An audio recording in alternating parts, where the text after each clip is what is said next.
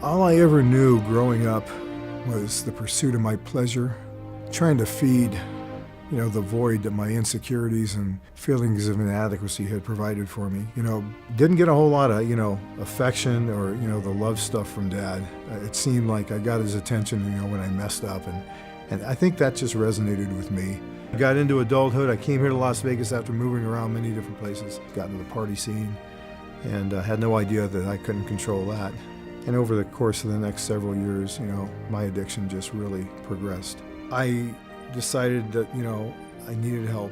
And I really thought that I just needed to get rid of drugs. I could be a normal drinker and be a normal guy. So I went into a treatment center to get rehabilitated from drug use, like I could get that fixed and then come out and be normal. All that time I got married, had a family. The marriage and the family, the marriage was never real close or good, but the kids kept us busy and together, and went down a path of just like all kinds of troubles in the marriage. I had had a secret addiction to pornography, that I had just used and justified. I had no idea what that did to my mind, how damaging it was, and how it was hurting my family, whether they knew it or not. My wife is, she's spending more time away from home. We're in the same house, married, apart. I'm sleeping in a different room. It's just really unhappy. One of the things that I went through this separation divorce is I have a daughter that, in her lowest moment, attempted suicide, and praise God, was not successful.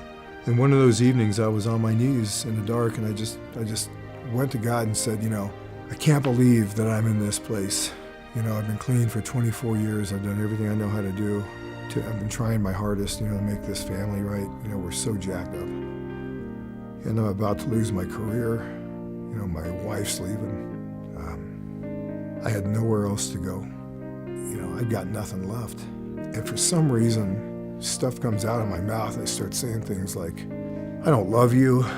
When I hear about your son, Jesus, it doesn't move me. I told him that I couldn't live up to the standard of his word. I was confessing my spiritual death, but I believe he could change me, and I asked him to. I promised him that I would go to church, read the Bible, and I would seek out and join a men's group.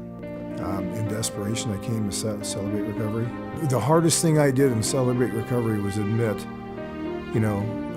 to recovering from sexual addiction. Through that process, with an awesome leader, one thing led to another, and I felt my walk with God grow as I've had, men of God around me. My recovery took off.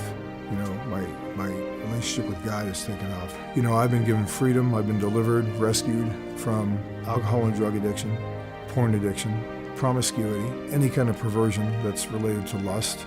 It's a miracle. I never would have imagined that I'd have the heart for God that I have today. And I had nothing. He gave me everything.